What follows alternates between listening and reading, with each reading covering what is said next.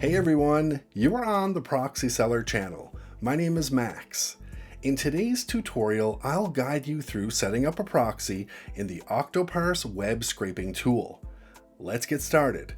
First, open the application. In the authorization window, click on the gear icon to access settings. To use your proxy, choose the manual proxy configuration option. Now enter your proxy's IP address and HTTP port. For a free proxy, there's no need for a username or password.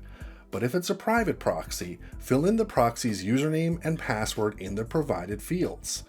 After entering this information, save your settings and log into your account. That's it! Octoparse is now configured to work with your proxy server.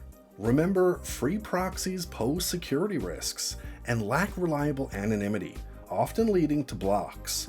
For secure and private online experiences, turn to our company Proxy-Seller.